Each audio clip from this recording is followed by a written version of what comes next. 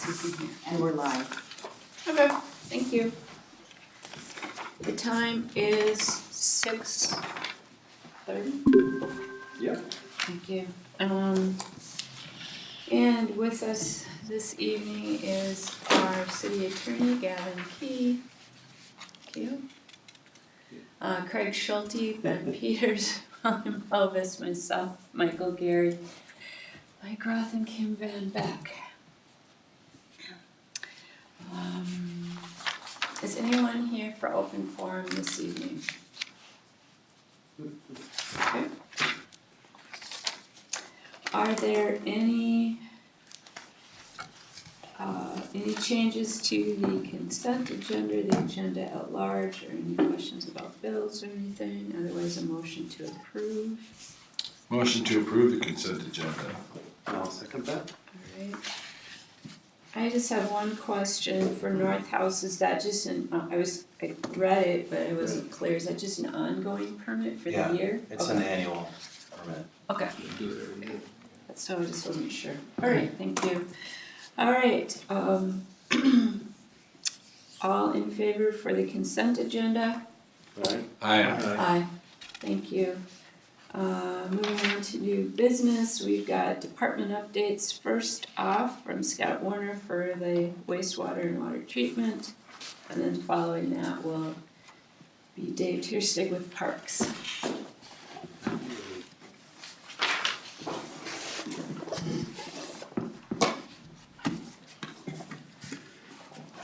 Good evening, everyone. Well, one of my topics tonight will be for the wastewater side of things, will be mercury. And so that's kind of been an interesting topic the last few months. Just a little bit of basic background. When we talk about mercury, we talk about parts per trillion with a T. A lot of times you hear about parts per million. You can hear about parts per billion with a B, and then parts per trillion. So parts per trillion is a very small number. And so that's, with mercury, we've got to be looking at, because it's so toxic, we have to be looking at parts per trillion. The best tests that we have right now can detect mercury down to about 0.05 parts per trillion. So that's like 50 parts per quadrillion. So it's a very, very tiny number. So little trivia. And then the way we treat for mercury is we combine it with solids. So the bacteria. So bacteria really don't eat it, but what they do is they grab onto it and they stick it to their outsides. Just like a little kid would have a sticker on their arm or something like that. That's how the bacteria grab onto the mercury. And they hold that with them, just like they hold on to a lot of the other metals that we do test for. And so the the bacteria don't get all of it, but they get most of it. 90+%. So anyway, so then what happens is the bacteria grab hold of the mercury, and then we settle that mercury out in our clarifiers, in our settling tanks. And we do add a chemical that helps in that settling process. And so what we're trying to do is we want to get that mercury and all the other metals into the sludge.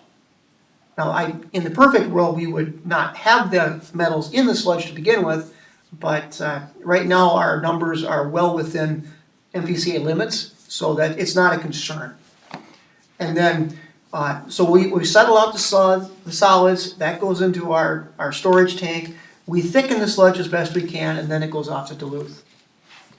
And then Duluth, WLSSD, they process it more, and then it goes onto farm fields as a fertilizer.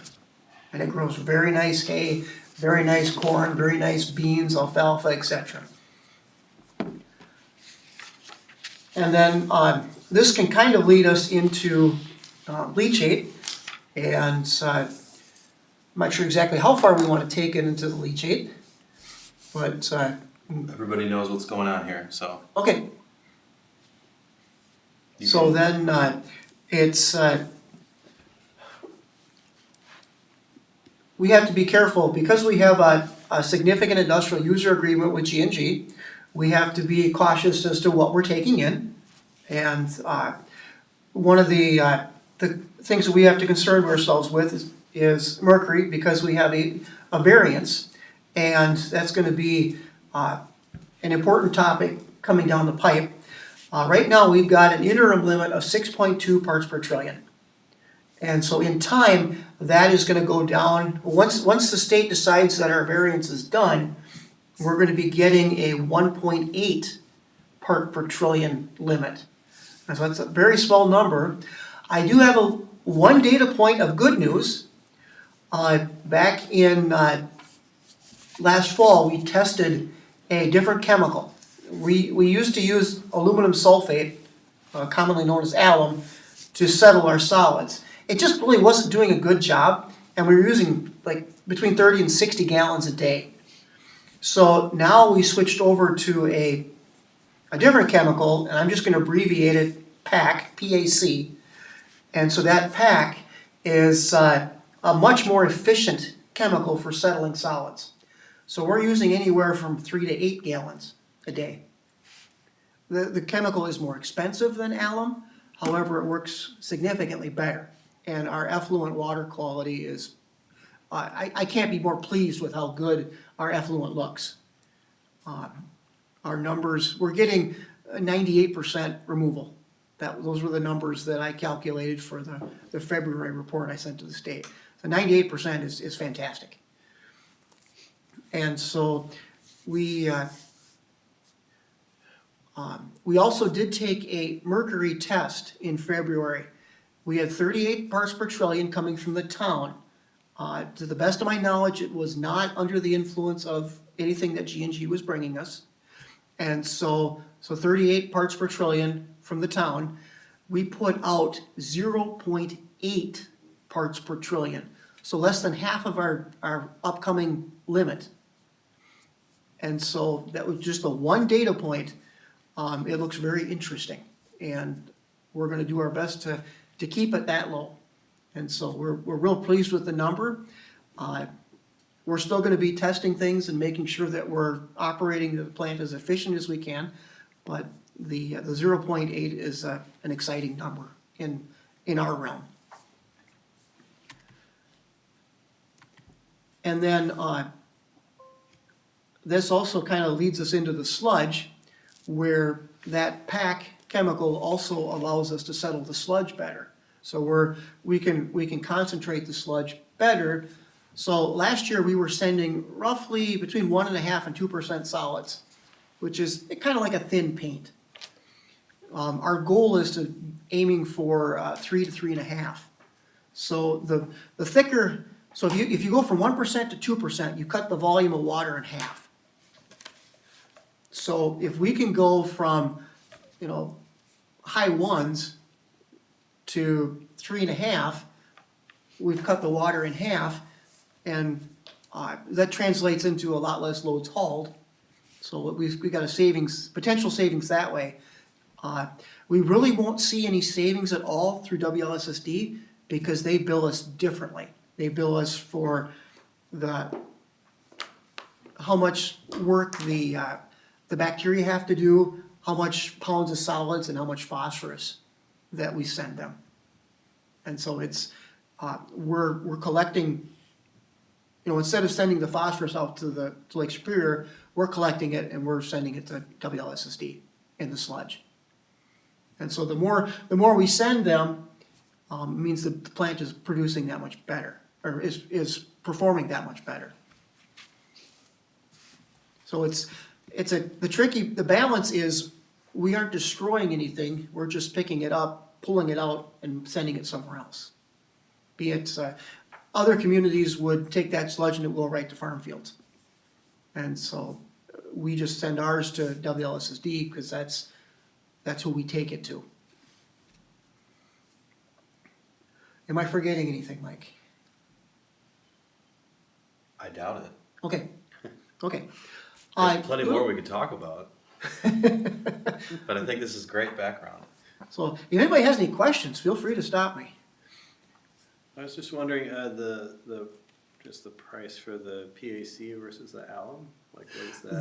The pack is, it's about 6 or 7 times more expensive. But because we use about 1/10 of the new chemical, we have a potential of about $1,000 a month savings compared with alum. So it's a win-win in this chemical. Great. Thank you.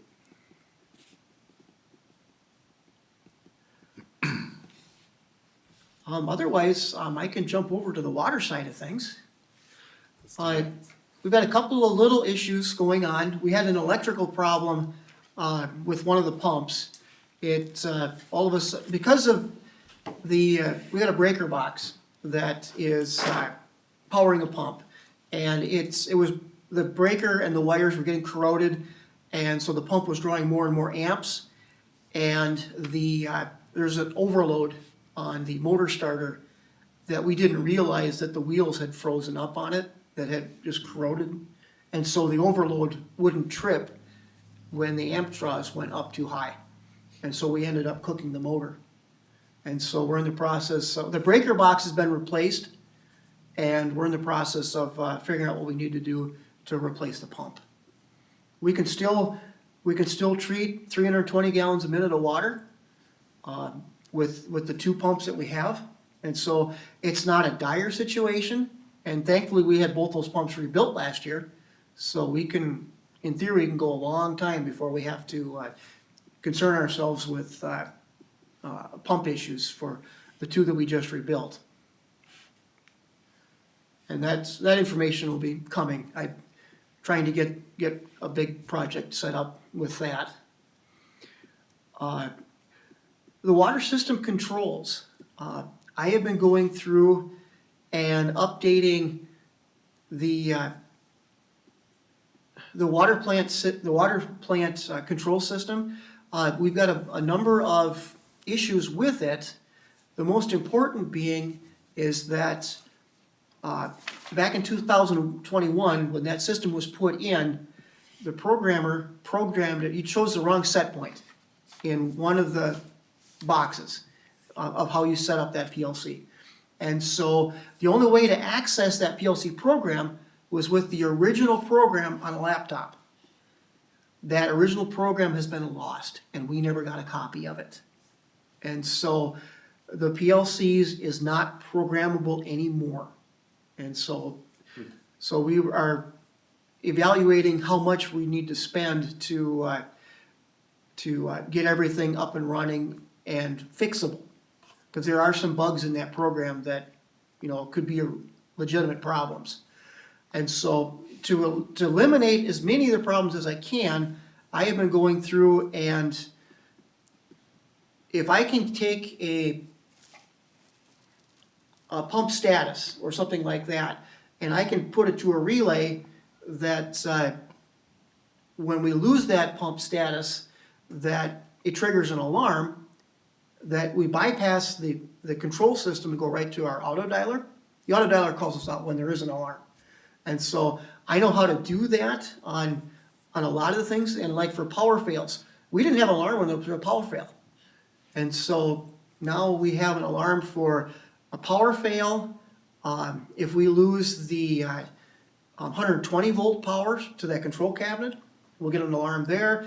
If we lose the 24 volt power, we'll get an alarm there. So I've been adding a bunch of alarms that make us respond better to conditions. And I spent a good portion of last week working with the twin reservoirs by the hospital. And we've been running on one pump from what I've been told, about 3.5 years, if not more than that. And so I was able to troubleshoot it, play, and I got it so that we can run on both pumps, and they both alternate, which is exactly how the system was supposed to have been set up and is supposed to have been running. So it is now running, alternating. We get the status back to the water plant, and so I'm real happy with how that turned out. We were getting a number of communications alarms. the communications alarms, there's a little modem that talks to the cellular towers. And for some reason, unbeknownst to me, every now and then we drop communication. And so what I did was I installed a special kind of relay that it's in one phase for as long as we want it to be, and then it's in another phase for as long as we want it to be. So in the first phase, the relay is on, and the cellular dialer, or the cellular modem is talking, and in the second phase, it's off for 10 seconds to reboot it. So right now, I've got it so that it reboots once a day, so that we're in the happiest time of that cellular modem. I mean, I use this term flippantly. It's almost like it has a Windows operating system that needs to be rebooted every once a day or once a week or something like that. But now that we've got the rebooting, that's been active for about a week, and we haven't had an alarm for about a week. So it's way too soon to tell if I was successful, but at least we're going to be more successful than what we were. And so if we can eliminate a lot of nuisance call-outs, it saves us in overtime. And the relays were, $40, $50 a piece, so they're not expensive. It just takes the know-how to put them in and to make them do what we want them to do. So I'm real happy with how that turned out. Let's see here. I worked with the engineers doing the water plant assessment. I got a draft copy, a preliminary draft copy. I went through and I made a whole bunch of changes, and then I sent it back to the engineer, and I want to talk to him about it, so that way so he knows what my chicken scratchings mean, and then that way we can make a better, more accurate document. And then, we haven't had the structural engineers report back yet, and once we get that, then the report will be nearly complete, and then Mike and I will be working together to make sure we've got a thorough document, and then it'll get presented. Right now, we have a tentative schedule of presenting it on or before June 30th. And we've been working with the state for getting that timeline established. And then we want to put together a tentative project, and that would have costs and timelines and all that type of thing with it. That needs to be done roughly the end of the year. And then tentatively, we're going to be putting the water plant stuff on the Minnesota State Project Priority List. That would be next spring, the end of March, or middle of March. And at that point in time, then we're going to be waiting for funding from the state to be able to do the project that we are going to suggest that we do. And a lot of, this is just basic information. The project will, I'm not even going to venture a guess as to how much it could be. That's for the engineers to kind of guide us along. They do have some, in the draft, they do have some definite recommendations that we do, but there's no cost estimates or anything like that with that document yet. So there's a lot of things that are going to be coming. We're fairly confident that it's all going to stay in that building. There's going to be some parts that are going to need to be worked on inside the building, but in a more of a worst case, unanticipated or not projected situation, it could be, we'd have to do another building alongside the water plant. That is not in the cards at this point in time, and so that's that we don't want to go that route unless we absolutely have to. I don't foresee that needing to be, but like I say, we haven't seen the structural report yet from the engineers. That would be really probably the only hang-up, barring any other things that the state could throw at us. When Scott says presented, step one will be presented. We'll be presenting it to the Utilities Commission first. Like they're gonna do the deep dive into it and make decisions about how to move forward on it. So that's pretty much what I've got. Anybody have any questions? I don't, but I sure am grateful for you. I mean, it sounds like you're just troubleshooting like a madman and it's, I'm just glad we have you. Yeah, I was fortunate enough to work with some real good programmers over the years and real good electricians and control specialists over the years, and I've learned a lot from them. And so I mean, I can look at the problem and logically think through it and, okay, how can I do this, and this with what I got here? And it's been a fun project to be able to do stuff, and it's really gratifying when you get it. Yeah, we're fortunate, you know, everyone starts a new job and they bring the tools that they had from their old job, and that's the thing they work on, and it's just a great fit for us. That's some of the stuff that Scott brought with, because we have good need for it. Well, it was nice to go visually see some of those places again, so when Sure. we start making these comments now, it's a little bit easier to understand where you're at a little bit. Yeah, whenever you'd like to come When by. we do those tours, particularly at the water plant, you know, because there wasn't a large project to evaluate, and now it looks like there may be.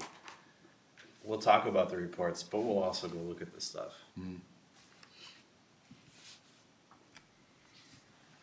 All right, Thanks, Scott. all right, thank you. Thank you very much. Thank you.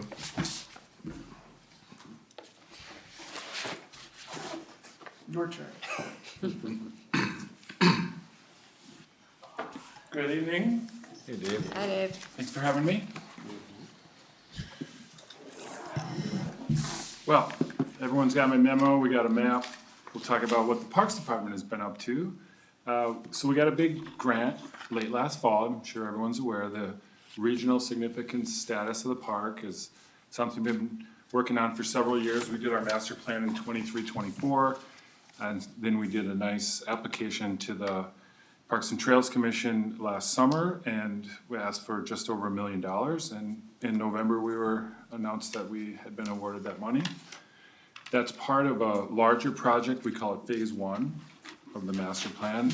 There's the illustration of that for you to look over on a map. But essentially, it's new signage, right? We sort of took the top priorities from the master plan based on our public engagement process.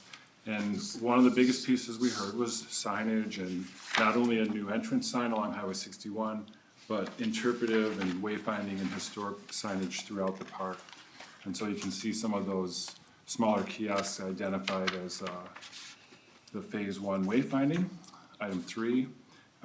The biggest item, of course, is the bathhouse, the new bathhouse. This will be replacing our oldest bathhouse. We call it number 2. It's a little wooden structure that sits just southeast of the park office building. It's easily over 50 years old. It's not accessible by any means. It's sort of like a partition bathhouse as well. The utility closet is on one side, on the men's side, and there's really no access to the ladies' side. Oftentimes we're like wheeling mop buckets through the rain to get to the ladies' side. So no question, this was our most needy bathhouse. We talked to our maintenance staff, we talked to our cleaners in particular, and this one is the one we struggle with. It's a smaller bathhouse. The new bathhouse being planned is bigger. It's more proportional to what is our bathhouse number 4, the one out west under the ball field. We could still call that one the new bathhouse, although it's approaching, I think, 30 years old, maybe 25, opened in the 2004 season. So I started in 2006. That bathhouse was quite new, and it's done good for us, but it's very busy. It's in the busy overnight section of the park. The tenters as well as the group campers use it. And so the new bathhouse is positioned to be to the east of that, down at the end of 8th Avenue. On this map, you see it occupying like 4 campsites on the north side of group camping. We've had some time to look at this and think this over a little closer, and it might be best suited on the south side of the road, on that group camping corner, right? We have a group camping 2, which is out to the west of the ball field area. It's a little more popular with the groups because it's not right on the bay. It's not always cold and windy. So group 1, it's a it's an open corner, it's an open space right now. There's some pine trees there, but it might be the best space for this new bathhouse. We'll talk about that at the park board level over the next few meetings, but as we get ready for this grant, we have that time to decide. Final location, final design. Those were sort of two of the variables that were in play when we were planning. We used LHB for the design plan grant submission process. They were great. Michael Fisher has been great all along, asked a lot of great questions, and has been developing this as a moving target more or less for location and final design. The grant was based on a prefab bathhouse. This was from the direction of the Greater Minnesota Regional Parks and Trails folks. They were really looking for bang for the buck with the grant monies. They had over $20 million of requests and only $11 million to spend. So once they sort of knew that, they came back to us in September. Our initial request was for the custom build bathhouse. And you can see it cost a bit more, about $100,000 more. And so they were more keen on what can you do, minimally to provide a bathhouse. I think they're also used to funding prefab bathhouses for other regionally significant parks. They gave me some contacts, and we did some follow-up work and found a good company out of Wisconsin. Huff Cut is a concrete company. They do prefab bathhouses. They developed this plan with this price tag, and we submitted that. It was the difference, I think, in getting the funding. They were able to fund another project because of this value engineering. So we still have the chance to build a custom. We would just have to increase our match dollars. As you can see here, we're already putting up significant match dollars, $358,000. So LHB ran their custom build plan through the McGough project managers that built this building, and they gave us a pretty good price. It was less than the initial estimate from LHB. We trust McGough. They built for us twice now, actually. They did the public works. So it was encouraging to see that we can build a better bathhouse, a prettier bathhouse, if you will. The prefabs are just that. They're concrete, they're modular. There's very little style or elegance to them. There's no overhangs. They're durable. They're all concrete. They're easy to clean. And so they do have their advantages. But for such a prominent location on Lake Superior in downtown Grand Marais, we're kind of leaning towards that custom build. Again, it's at the park board level for discussion and final decision. We don't have a contract with the DNR yet. Technically, the monies aren't available till after July 1st, is the soonest we would start to talk about a contract. The $1 million plus flows through the DNR. So we have experience working with the DNR, especially on the boat launch. I met their grant administrators in St. Cloud in January. They talked us through this punch list of pre-contract deliverables. It's what I'm working on now. These are standard check boxes for state grant funding. Everything has to be reviewed. There's windows of 1 to 3 month review processes for a lot of these submissions. We've already submitted our plans to the Department of Health. The SHPO piece is probably the biggest one. That's this historic and archaeological investigation of the site. Is there anything historically significant on that site? We feel like we have an in there through Ron Shermer, I believe, has already been working with the city on the idea of historic study of the bay, and so we've met Ron, and I'm still hoping to get him on board for this SHPO review process. He's must be out of the country or something. He hasn't been returning my emails, but No, he is. He's contacted us. He's ready to have a date for us to do the open house. oh, that's great. So he's here. That's I mean, great. not literally here. Yeah. But Yeah, that's been the one piece that usually takes the longest in these pre-contract deliverables is the SHPO review. The others are simply like put in a request for the biological survey, and we don't believe there's any significant species of concern in our construction zone. We know this from our boat launch project. The DNR studied that area already. There was some species, but they were on the rocks, like south of this area. There was like a rare plant. Wetlands, water permits, we don't feel like we're gonna be having any issues there as well, so. And then the EAS is just kind of a general checklist summary of the rest of these permits and these processes, so. Yeah, we're working on it, we hope to have these things in order by July, at which point we'll start the contract negotiation and signing with the DNR. Funds will be released after the contract's signed, so that's probably late summer is the realistic timeline for monies becoming available. At that point, we really start to ramp up the design process with LHB, make some final decisions on location and design, and do the cost estimating and, you know, plan submissions that we put out for bid. Realistically, we'd like to get those out in the construction window of the winter for, you know, winter bids to start the spring of '27. This bathhouse is or could be built while we're open, right? We're not shutting down a bathhouse. In this case, number 2 will remain open.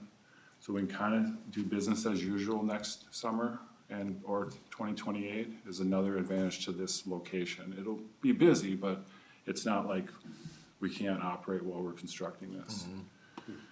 We you know the construction season around here can be difficult, so. Yeah, realistically, this could or should be done by fall of '28. It's kind of a best case scenario. The grant monies are available for 3 years, so until June of 2029 is kind of the deadline for spending this money. I don't believe we'll have any problems there. So, yeah, pretty big deal, because the location, it's front and center from the beach, the boat launch, the picnic pavilion, the future walking trail, all the sites that are out west near Bathhouse 4, you know, we feel like people will be able to see the new bathhouse. It's obviously gonna be a very popular structure, so we wanna build it right, we wanna build it big enough. It'll have, you know, full accessibility, barrier-free access, family room if we do the custom build. Some features we don't currently have in most of our bathhouses. So it'll really elevate our camping experience as well as our day using experience. Pretty big deal. Any questions on the legacy grant and the phase 1? No, it seems like you and the park board have done a really nice job with getting Oh, thank this. you. It's been a long process, I know, with the Well, right? and like, it's only phase 1. But the big pieces, the bathhouse, the signage, it's top priority. And, you know, speaking of signage, that'll be a creative process, I believe, with the park board and the community as to, you know, the creation of the content on some of these kiosks and wayfinding signage. None of that's been done yet. Still a lot of opportunity for input. We wanna include the tribe. You know, we wanna do a good job with welcoming folks into the park, giving them not just a map, but a sense of place. Give them history and geology, all that good stuff. We're fortunate to have such a great location. It's easy to interpret, or should be. The challenge would be what to leave in and what to cut out, but, you know, we've had luck with the landing, the community connection corner, and our, you know, Morrison piece, and the interpretive piece that's there already, I think sets the tone for what's to come. So that's the arts and crafts part, that'll be fun. So the business of camping and boating, I thought we'd talk a little bit about how we're standing on this coming season. The 2026 season is shaping up. We're on a 6-month prior to your arrival date rolling date. So right now it's March, 6 months from now is September. We're booking mid-September.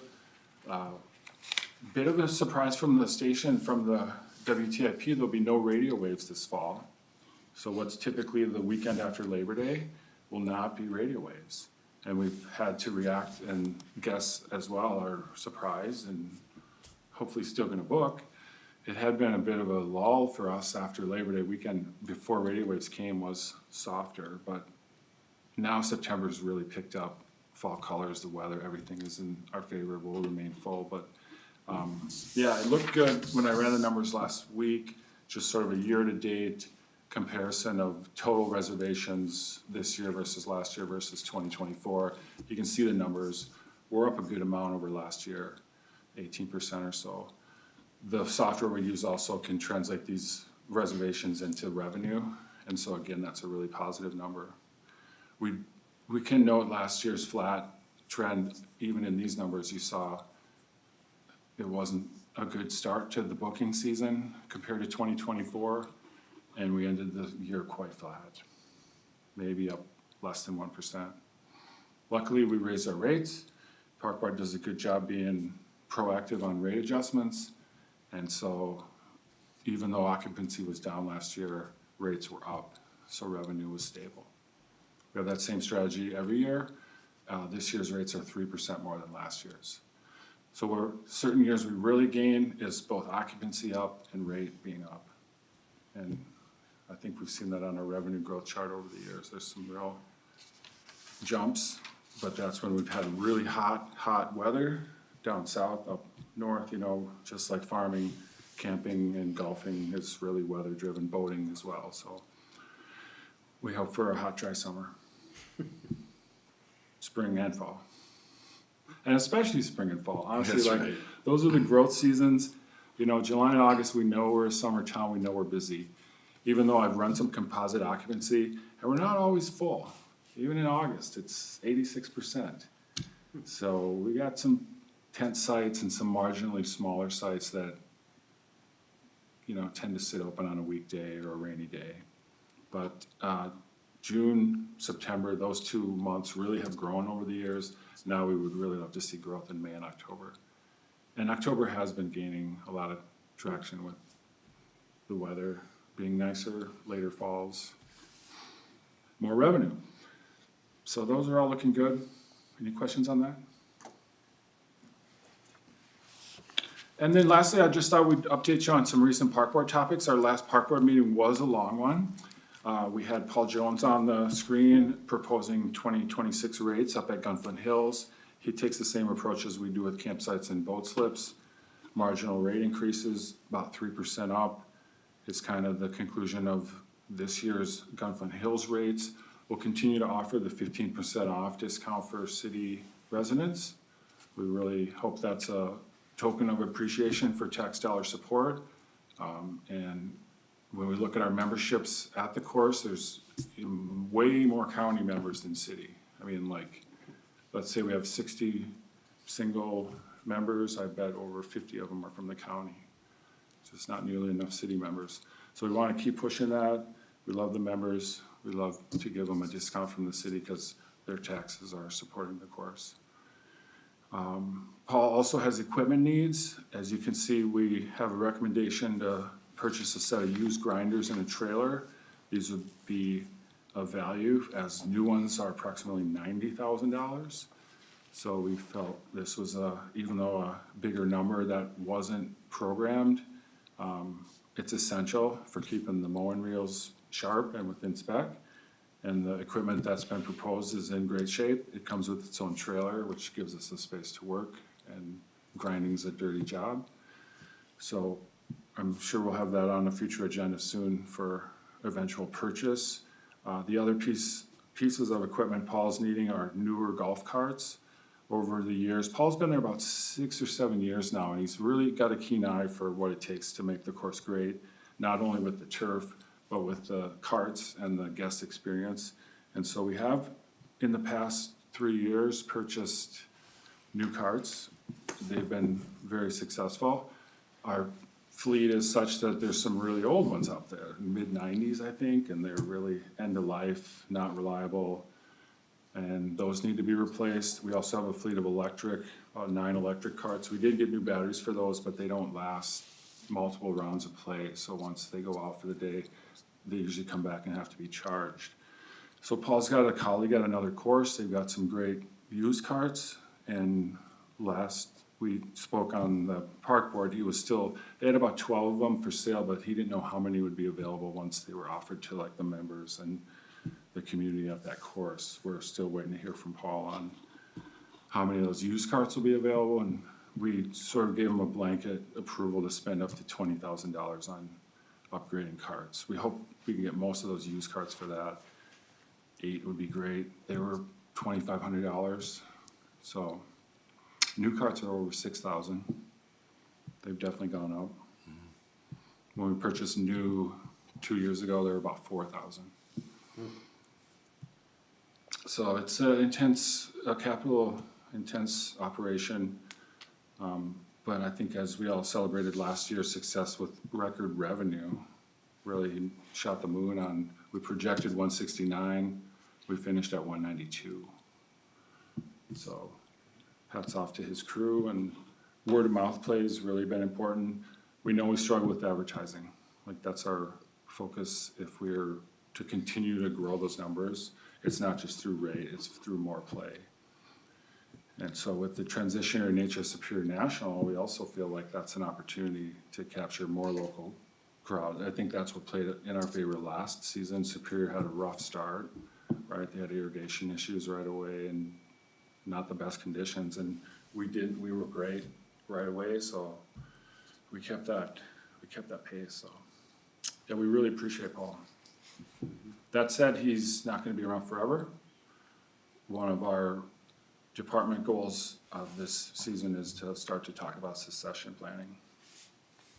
And what happens when Paul retires? Because we were at this point 7 years ago when our previous superintendent retired and did a pretty good job search and had several interviews, and yet it still came up empty. Like at the end of the day, we were like, really did everything we could to get a great superintendent in there, and it didn't play out in the traditional job search model. And then just when we thought all was lost, Paul appeared like an angel. So I feel like we've already used that luck. But yeah, definitely more topic there of, there isn't a assistant superintendent position currently, so there isn't a way to really groom this position or offer to like a, you know, someone who's already up there, but who knows? It's a big piece of the staffing puzzle. What else did we talk about last week? Oh, the pump track, right? This has been in the headlines too. I love this because it's a fun one. The Superior Cycling Association, right? They got a grant, they got big modular pieces of wood and plastic, and it's a skills course and a pump track.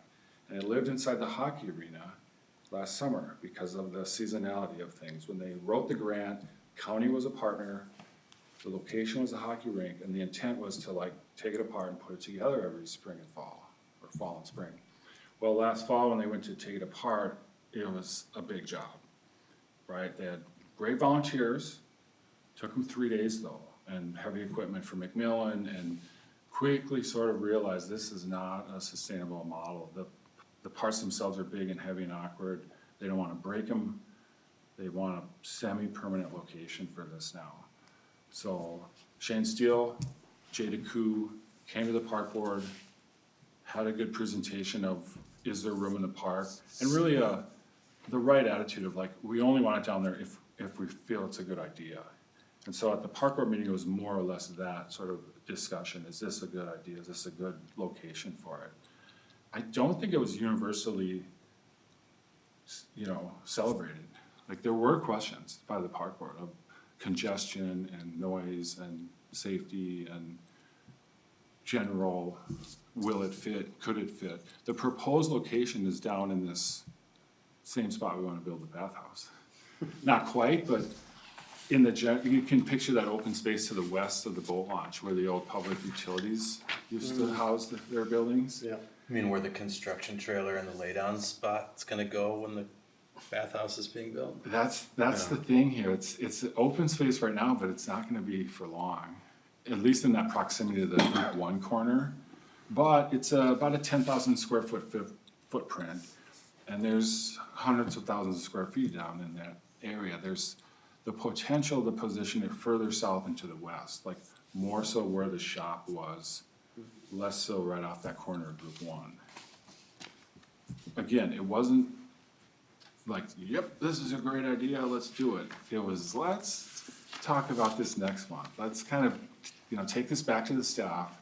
Shane and I'll work on a more definitive map of like, yeah, we take the feedback that it's not best right next to that bathhouse construction zone, but would it be okay a little farther south and to the west? And we'll see. it's kind of the process playing out, right? We don't just say yes to anything. The park board does a great job of like vetting requests for use of space. This is a good example of that. It's a local group, we like it, we wanna support it, but we're not sure it's the best use of space or the best fit. We pretty well said the community center is the best space because it's got the skate park and the playgrounds and the tennis courts and the ball field, and it's already a youth-based outdoor recreation space. And so if there was a spot, it's kind of the new challenge of, you know, Shane talked to the community center director, apparently there wasn't that same, you know, oh, we'll take it, we'll put it here, it was like, well, there's no space. So it's a challenge. And if you guys feel one way or another, I'd be happy to know about that. Do you happen to know if they had one other, like, they have several kind of priority, you know, like, if this doesn't work, maybe we'll think this, no? I mean, No. maybe you don't know that. I do know, it was, if you look at a map of town and there's not a lot of open public space. Yeah, it really came down, that's I think why it came to us, was like, we've got the spot theoretically, cause there is no other. Aside from the school, they were asked, they said no. So if anyone has a great idea on this, we're happy to hear. Yeah, cause it's a neat amenity. I believe it was funded through legacy money. Yeah. And there's rules and conditions governing that, isn't there? Sort of. Needs to be fenced in. Who owns it? The SCA, I believe, or the, County. that's a great question. County? I bet you the county owns it. County had I to think it's partner the- on the grant. Yeah. Yeah, I think it's the county. that's. Does it need to be fenced? We don't, I didn't know this. Cause I think it does need to be fenced, and that's why it was put inside the hockey arena. Yeah, Well, they talked about fencing it in when they did their presentation. And and that they wouldn't. well, I kinda wondered that. Okay, you're fencing it in, I to thought be that for was a- safety reasons or because you have to? I thought it was a requirement, but I'm not sure. Yeah. So then that means, you know, like if you're looking at a temporary type of place to put it, I'm not so sure they're looking for a temporary place. I think they're looking for the longer range place to put it. Yeah, semi-permanent. The idea was like 3 to 5 years, Yeah. with Sawtooth Bluffs eventually becoming the permanent home. Well, I think, you know, I mean, there's probably plenty of options down there, but, you know, crossing Highway 61 with a bunch of kids ripping down 8th, you know, and disrupt, I mean, they're not gonna confine themselves simply to the park. They're gonna be ripping all through. They already do. Yeah, right. Right. More. Yes, and that's true, Ben, you're right, because kids on bikes, great, outdoor exercise, all that, but there's some traffic concerns, there's, on our roads in particular, that's narrow roads, tightly packed. We already Large suffer from vehicles. like sort of a Yeah. kids on bikes, That's right. you know, scare. Guests are There's a lot of older people frequently pulling fifth commenting to wheelers. us about kids and they didn't stop and they didn't look and someone's gonna get hurt and we're already aware of the congestion and the safety of kids on bikes and scooters in the park. And so we wouldn't wanna exacerbate that. I kinda got the read that this might have that potential. Yeah, right. So, the other piece of last week's meeting was the Arrowhead AED Group. This is a newly formed local nonprofit. Chris Smith, Rich Furlong, they came to the meeting. They've been wildly successful raising funds for outdoor AED units, automatic external defibrillators, right? And so they would like to have one downtown, kind of front and center. Harbor Park has been suggested. It was a last minute add-on to the agenda, and so I feel like there wasn't a lot of material to be presented. The group had like a brochure from the vendor of what the AED stands look like. It's a brightly colored, branded, because of their donations, pedestal with a medical device that's in a insulated or a heated and cooled cabinet It's a very sophisticated system, $10,000 pedestal. The device itself is cellular connected, it's kind of always broadcasting. It has a camera to like, if you steal it, it'll capture your image, it'll call the people down in the Twin Cities and they'll call us and we'll go and chase you down. But there's lots of issues with this in terms of use of space and Harbor Park. And so I think the park board once again did a good job of slowing it down, asking the right questions about liability, long-term maintenance, and aesthetic concerns of Harbor Park is meant to be like natural and scenic. And so you wouldn't really want this front and center, like emergency. But again, it was kicked back to committee, you could say, where since followed up with the group, had a staff meeting, suggested a private location as a way to sort of circumvent all of this review and, like you see, it would be donated if the park board were to approve the use of space. This is the kind of thing that would come back to the city council to accept the donation. And I believe before you do that, you have to do quite a bit of due diligence of the terms and conditions of the donation, of the service agreements. So especially because this is a medical device, liability is something one of our retired physicians on the board had a big question mark about, or a big concern about. And so, again, the best and easiest route for this to be downtown available is on a private business, like as a wall-mounted unit on a nearby business.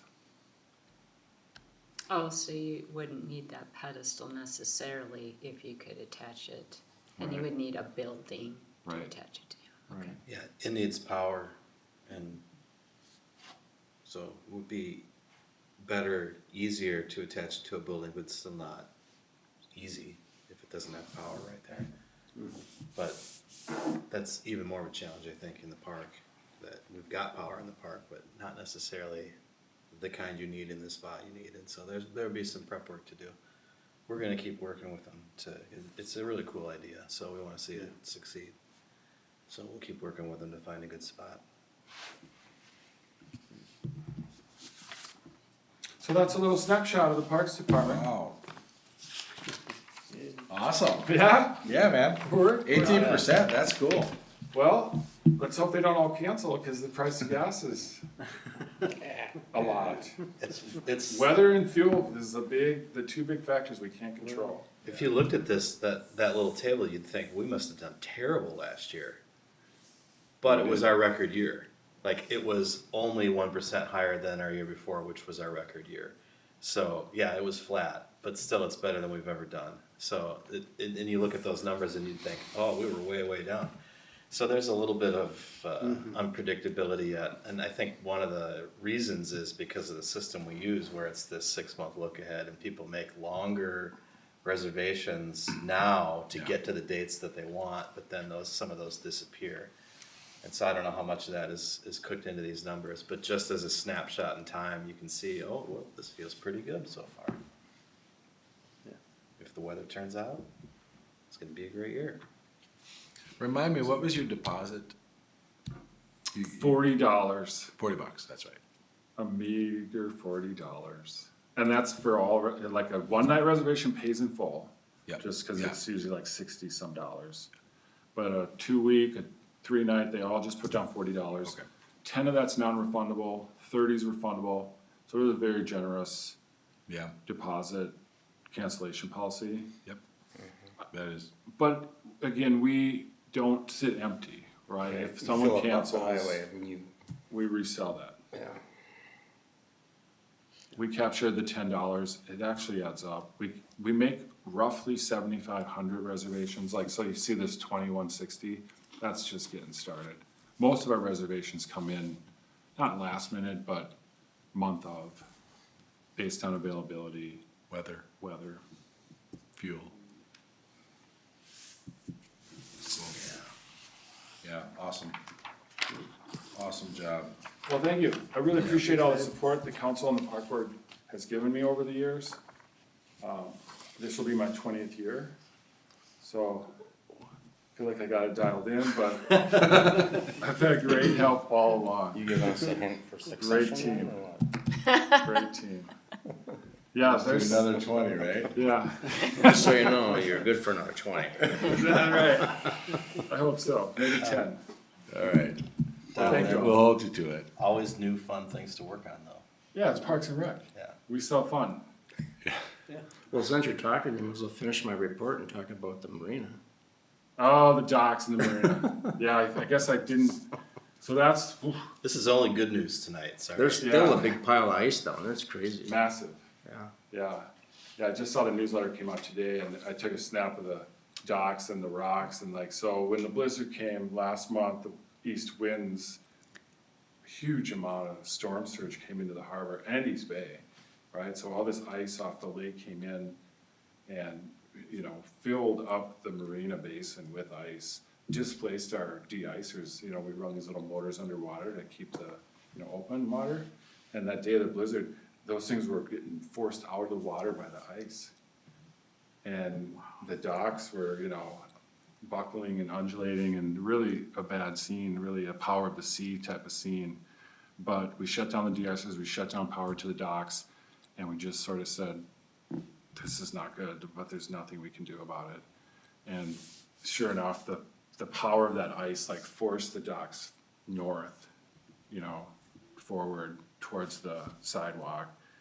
And the pipes, the big 4-inch metal pilings, are all bent sideways. Some of them are missing in places. And then there's big sleeves that are bolted onto the aluminum superstructure of the dock. So those multiple sleeves are missing, ripped, torn, bent. A really bad deal. Tens of thousands of dollars of damage. We activated insurance. The adjuster's coming up this coming Tuesday. We'll have a chance to really take a look at things. I've already started to put together repair and replacement costs. And you know, there's where we're 8,000-9,000 just for new pipes. Whether or not we get new docks versus repaired docks is what I'm into right now. And I will be happy to talk to the appraiser and get their read on that, because obviously they're gonna want it repaired right or replaced. So, it's commercial hardware, it's great stuff, it's sturdy, it's Shoremaster brand, they're out of Fergus Falls, so it's kind of a Minnesota company that has great support. We've sent them pictures, they've said it doesn't look that bad. So, that's a little bit of hope, but Yeah, maybe. there's certain sections of docks that aren't affected, the fuel dock is one of them, which is great, cause that's kind of the first one we wanna put in position and be able to service, you know, fuel for boats that are transiting in May. I don't feel like we'll be delayed with our marina service in May, but some of the main, like the A dock is mostly affected. We're gonna get it right on as soon as we can to make repairs, but it's gonna take a big crane, qualified aluminum welder, which I've reached out to some locals, and then, you know, time, which isn't, and, you know, good weather, which. Get rid of the May. ice, yeah. Yeah. So I think silver lining, we're not totaled, they're not sunk, they're not mangled, they're just moved, they're bent, they're broken, but we can rebuild, we can repair. But a real eye opener too for, I don't want this to happen again. Like tomorrow night? And that's a little bit of the, insurance is kind of waiting till they melt out and then we're done with the risk. Because I see we're up for a blizzard warning tomorrow, east winds 50. I don't think the ice flows are gonna be as impactful. Ice is kinda gone a little bit. Yeah, Might just be right over the horizon It could Yeah. very though, on its easily. way back. yeah. Yeah, it'll be interesting to see where we're at in April. At least they're not making any more ice. Maybe we Not did so take much. the bad stuff. We actually got a few de-icers restarted on B dock right now. We got some open water around the B dock. Is no longer being stressed. But yeah, A dock took it worse. It's kind of a weird, like, ice is magical, cause B dock looks pretty straight, and here 100, 200 feet to the east, A dock is is really bent, Wow. yeah. And the North House docks are fine. So, We need a big break wall out front. I'll always say this in any marina harbor meeting. Yeah. Is this, the gap between the lighthouse and the green can is, 500 feet. Yeah. And that's why we're not a safe harbor, that's why we get big waves in the harbor, in the marina. This ice itself, I don't think would have made its way in, maybe, but, yeah. If you wanna fix the harbor, Let's do it.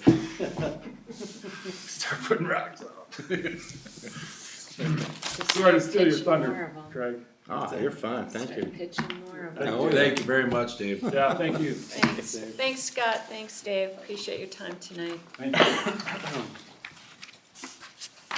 All right, and with that, we can move on to council reports. I totally skipped my own report on the agenda, of course. Yeah, you did, see, that's what happened, that's why I put you first, so I wouldn't forget, so Yeah. we'll put you back on then. Well, First, you I ready? do remember, I'm so ready, Okay, yes. let's do it then. I wanted to just give a few updates. First of all, we'll start with the recent events. Today, I was down in the beautiful city of Waseca for SIMPA's monthly meeting. They did hold an election for the board, and the city of Grand Marais received 7 votes, and the city of Princeton received 9. So, they'll do a great job. Keith Butcher is the utilities manager for the city of Princeton. He actually used to work for SIMPA, and he was Nancy's predecessor as the person that visited us to do energy efficiency work with our customers. So we know Keith really well. It's the guy who came here the other meeting. That's the guy who replaced Nancy. Nancy replaced Keith, so way back. Yeah. So, in any case, this was the consolation prize, is what I heard, and it's great news. Came SIMPA close, will though. be here in May for their monthly meeting. It's our turn to host. So they'll be in this space, May, I believe, the second Wednesday. And so I'm still gonna move forward with the conversation about switching meeting times for the council and the planning commission to make it easier for us to continue participating in SIMPA monthly meetings. So stay tuned for that. And then an update on a couple of projects we're working on, and actually that we're working with MSA on. A reminder, if you'll recall, towards the end of last year, there was news that we received a grant, a pretty large grant, $130-some thousand from the MPCA to work on GIS. It's a resiliency project, and we'll be working on both wastewater and electric mapping and modeling. And so we've just recently been in conversation with the MPCA about putting the scope of work together and putting the grant contracts together, so that's gonna be coming soon. We had a great project that MSA had put together for us with a lot of detail, and MSA's detail is gonna be simplified now. The MPCA said that might be too much to put in this contract in terms of deliverables and scope of work. And so maybe we need to just simplify the descriptions of it, which I like. Maybe gives us a touch more flexibility to get the things out of it we want and still be responsive. But progress being made on that, and it's an exciting project. And then I'm gonna join the meeting here, Kim.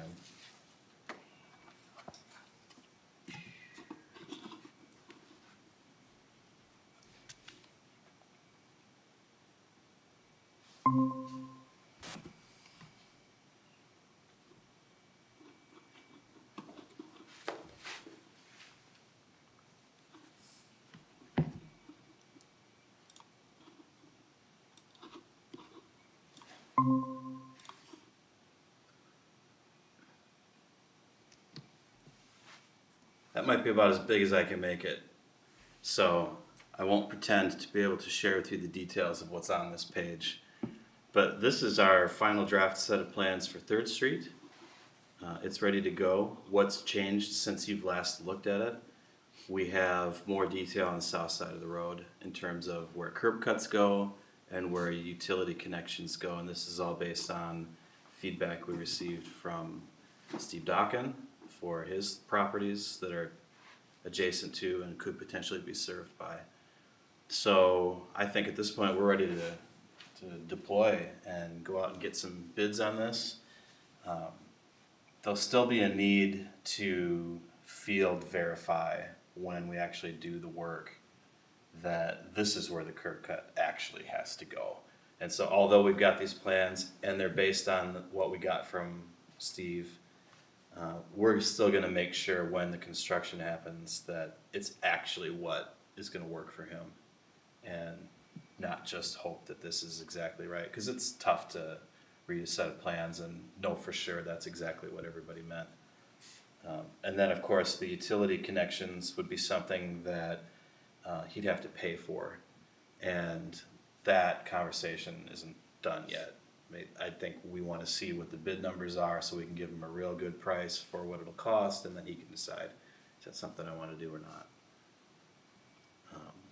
So, that's a brief update on that project, and anything else I should bring up about that, John? Well, we're hoping to, and I haven't talked to you about this yet, but we were hoping to start advertising, Yeah, the end of next week. yeah, I think it's time. And then it's a 2-week minimum. So, when we get the date, I was tentatively thinking that we would have a bid opening on April 3rd in the morning. That's kind of just what I had penciled in. If that works for your schedule. Was there a curb cut on Dwayne Smith property? Do you know? Yes. Cause I was just thinking he might probably want one. Yeah, it's directly across from the Hayes Okay, yep. sidewalk. There's tentatively a road already put in there. Yeah, for a it's, driveway. yeah, so that's the whole strategy was we're trying to just match what people are already doing there. Yep. Okay.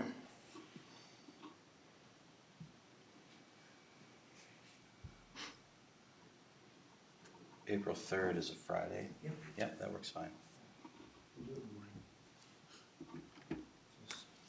Susan in her office will get that all set up and send you a link. Okay. And next time I'm gonna talk a little bit more about the E-tip project that Shane and I are continuing to work on, which is the electric utilities multi-year effort at doing some future planning that we got granting assistance for. And we've been meeting on a weekly basis to put a scope of work together, and we're getting close to that being done. And then it'll be time to start actually getting out there and doing the work. So when that scope of work is prepared, and it should be by the time we meet again, I'll share that with the Utilities Commission, then we'll share that with the council as well, just to get you up to speed on that. Another really exciting project that is gonna do a lot of good things for us. Awesome. And I think that's all I'm gonna cover, so. I have nothing until next time. Sorry. It's okay. I'll circle back anyways. Oh, okay, great. You're a day early. 3 quarters tomorrow. Okay, what's your excuse? No, I've got some stuff. No, I don't. Yeah, I do. We had human resource meeting Monday this week. We made a few changes to a job position to calling it management assistant job for the time being. Is that right? Mm-hmm. That's what we're doing. And so we made some final changes to that. And I think you're posted it or Well, it's ready to Tomorrow. go? Tomorrow. yeah. Okay. So we're hopeful to get some great candidates for that. Okay. Yeah, that'd be really exciting. I know the office could use the help, right? We could use the You help. could use it now. We could use it a month ago. Yeah. Yeah. We could have used it about an hour and a half ago, actually. Right. Yeah. So, yeah. North House tomorrow, I think there is what else? And then tomorrow night, community leadership, it's community ed. It's tomorrow night. That is tomorrow night. Yep, Oh, yeah, higher ed. yes. Yeah, okay, yep. And yeah, so other than that, I don't have anything, there's no planning meeting this month, so. That's that's that. What I've got, one thing on the PUC meeting that you already heard from wastewater treatment, but, we're doing repair work on engine number 1 in the remote generator. Is that, I had a question about that. Those repairs, is that on the city or does Simca help in that, or? That's on us. That's on us, the Yeah. repair work's on us, okay. Yep. I was concerned about that.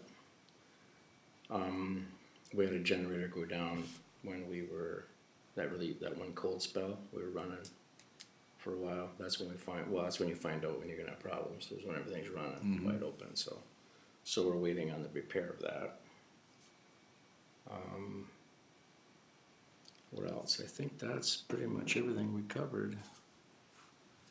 Yeah, if you're interested in a lot of details about it, check out the last Utilities Commission meeting where our line workers gave a brief summary.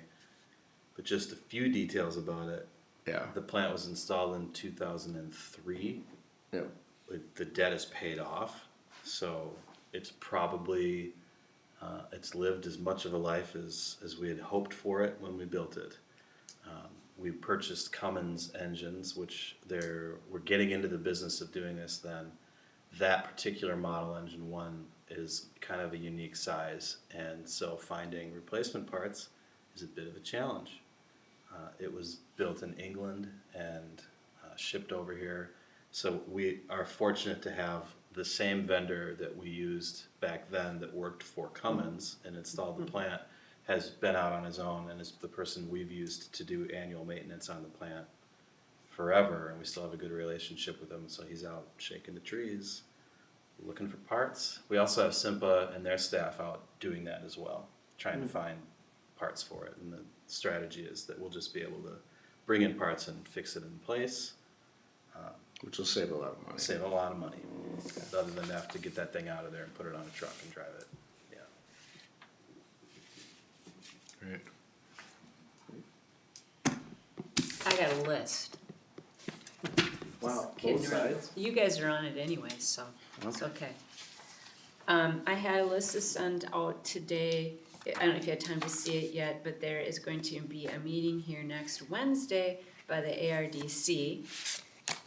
And we just got noticed about it, and Mike and I will be gone, and the HRA will be with us down at the legislature, potentially the county attorney, right? I mean, county administrator. Be a lot of And us the down there. chamber will be down there. So a lot of the key folks you would expect to be at this meeting, which we aren't really hosting, but it is here, and just had no awareness of it. So did you have anything to add? Because you're on the ARDC board. It's funny because we had talked about it and they said like, yeah, it's coming up, we have to do it every so many years and it's gonna happen this year. But yeah, I didn't get any like, this is when it's gonna happen. It was just like, we do it this year. Yeah. So that was. Well, now you know. Next Yeah, Wednesday. now I know. So, I sent it to, besides making sure other leaders knew about it, I also sent it to all our main media in town so they could spread the word, because local business owners, that they're the people, perfect audience for this. And if you have time next week, or you just wanna let people know about it, so you got that. Every once in a while, through the League of Minnesota Cities, they have informational webinars, and of course, they're all recorded afterwards. If you don't have an account, I would suggest opening one. I went to one for land use regulation last week, and it was really informative, because it gets you in the mode of just how does it all work? And the language, and what can cities do, and what is the state grant as threats to, where things going, whatever. And then there's some follow-up ones with zoning. So especially for planning and zoning interested people on the council, which might be all of us, they're good. So was that just last week, you said? Yeah, last week or Okay, maybe I just the wanted, week so I can before. look for the date. Yeah, so then they'll record and it'll be in their library. I don't know Yeah. what the time lag is on that, if they post it right away or not, but Okay. it should be in I'll there. just So. look for it. And I did one the other year too, and it's pretty good. Yeah, I like. on that. For what I call our Boulder Park planning with our grant from the Cities Initiative, Great Lakes, St. Louis City Cities Initiative, our next step is to have an open house, and we finally settled, they still need to finalize help us with some of the presentation materials, and then there were other events and uses for our space here, so we set tentatively April 13th, and we'll have an open house. I don't think we quite set the time, I know I put 5 to 7, but whatever, Yeah. 6 to 8. We'll figure that out and Alyssa said she would help us get the word out.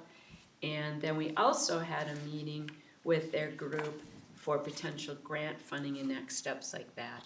And we let them know that we're really working toward a much bigger project, so we won't wanna work on grant funding for this smaller piece, we'll kinda bring it into the other thing.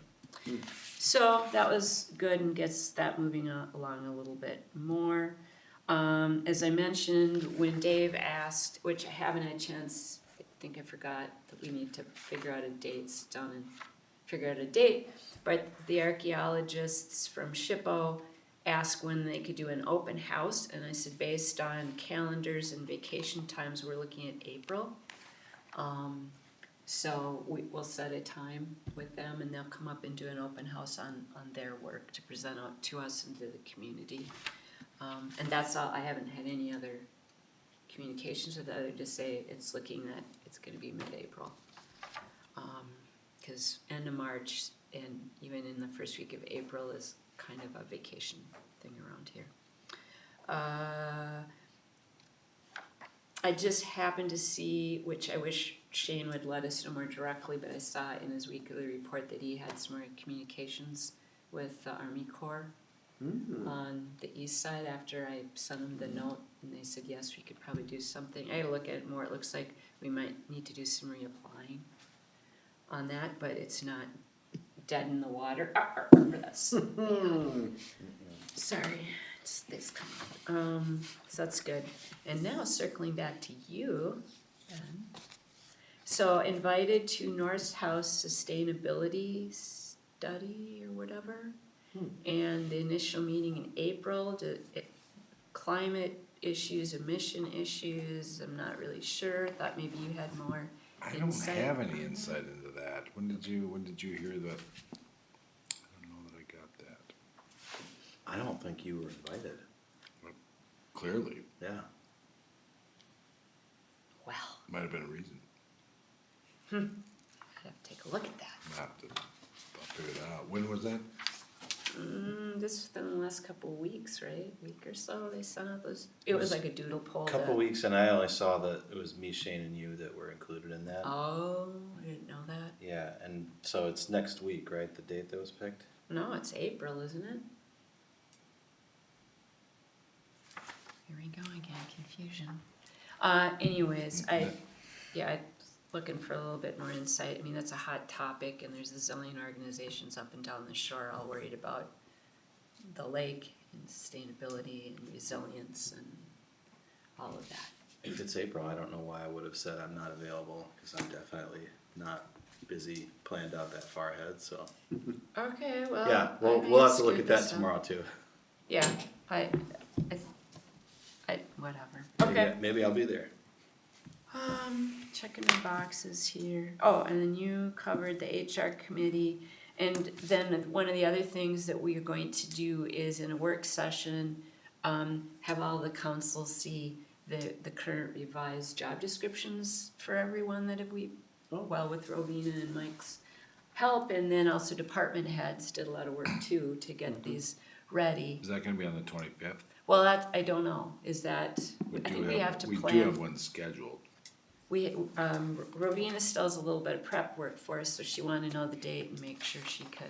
Yeah, I saw that. her stuff, just, she sent it this afternoon. Yeah, I think we'll be able to confirm by tomorrow, and my suspicion is yes, it'll be for the 25th. Okay. yeah, so that's on that. So I think that's everything, and then next week we'll go down to the state capitol. and there'll be another snowstorm.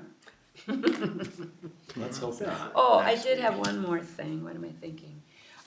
With, our Taconite Harbor, things, I had a very good conversation with Margaret Watkins yesterday. Got some good questions answered, and we are definitely on the calendar, and we will be moving forward with conversations and meetings. And, she's very happy to make the connection and talk about things, but I think in a very proper way. She said, you know, that will come from the tribal council, the planning and all of that. That's not her role, because her role is technical. So, those conversations will continue, and they will be inviting us, so. Yeah, it's all very good. Anything else? All right, No. we're headed home before 8 o'clock. Thank you, everyone. Thank you.